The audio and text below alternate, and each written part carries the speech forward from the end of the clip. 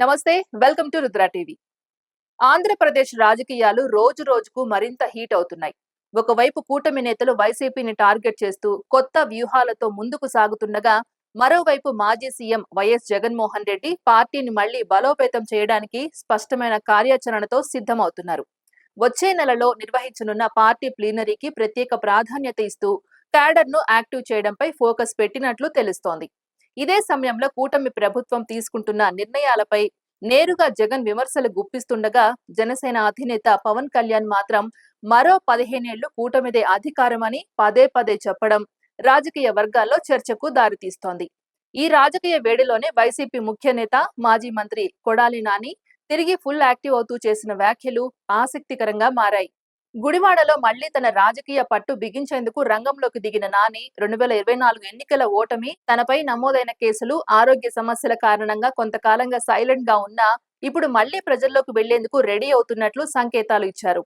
ఇటీవల జగన్ తో సమావేశమై పార్టీ భవిష్యత్తు వ్యూహాలపై చర్చించిన అనంతరం కార్యకర్తలతో కూడా మంతనాలు జరిపిన నాని 2029 ఎన్నికల్లో జగన్ తిరిగి ముఖ్యమంత్రి అవడం ఖాయమంటూ గట్టి ధీమా వ్యక్తం చేశారు. వైఎస్ ఫ్యామిలీ ఆస్తుల వివాదంపై స్పందిస్తూ తన సొంత ఆస్తిలో కూడా చెల్లికి వాటా ఇచ్చిన విషయాన్ని ప్రస్తావించిన ఆయన జగన్ మానవత్వాన్ని కొనియాడారు. ఎవరు ఎంతగా విమర్శించినా ఒక్క మాట కూడా తిరిగి మాట్లాడని వ్యక్తి జగన్ అని పేర్కొంటూ కుటుంబాన్ని రాజకీయంగా టార్గెట్ చేయడం సరైంది కాదని మండిపడ్డారు. జగన్ చెల్లిని రాజకీయంగా ఉపయోగించుకొని నిందలు మోపే ప్రయత్నం జరుగుతోందని ఆరోపించారు.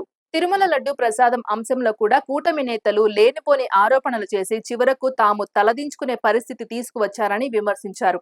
దేవుడే కూటమి ప్రభుత్వానికి మొట్టికాయలు వేస్తున్నట్లుగా పరిస్థితి మారిందని వ్యాఖ్యానించిన నాని ప్రజలు అన్ని గమనిస్తున్నారని చెప్పారు. 2014 ఎన్నికల సమయంలో చంద్రబాబు ఇచ్చిన రుణమాఫీ హామీలను గుర్తు చేసిన ఆయన అప్పట్లోనే ఆ హామీల అమలు సాధ్యం కాదని జగన్ చెప్పిన విషయాన్ని వివరించారు.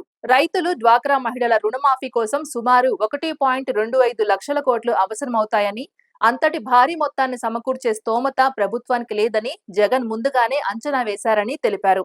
కానీ అప్పటి రాజకీయ పరిస్థితుల్లో ఇచ్చిన హామీలతో ప్రజలను మోసం చేశారని ఆరోపించారు.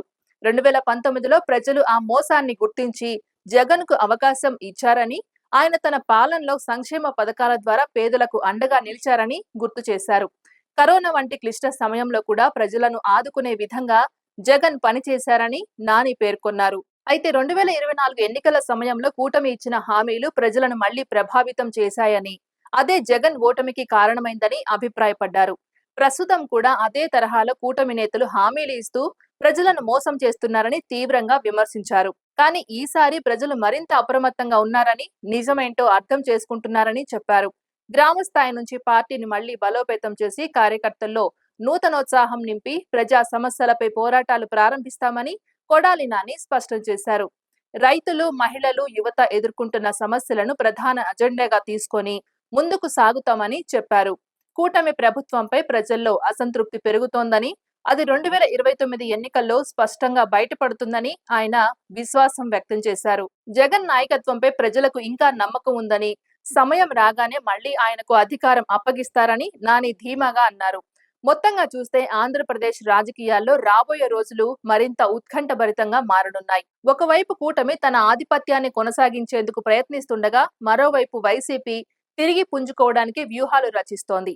ఈ రాజకీయ సమీకరణాల్లో ఎవరి అంచనాలు నిజమవుతాయో, ప్రజల తీర్పు ఎలా ఉంటుందో అన్నది ఆసక్తికరంగా మారింది. ఇది ఇవాల్టి అప్డేట్. మరో అప్డేట్ తో మళ్ళీ కలుద్దాం. అంతవరకు చూస్తూనే ఉండండి రుద్ర టీవీ.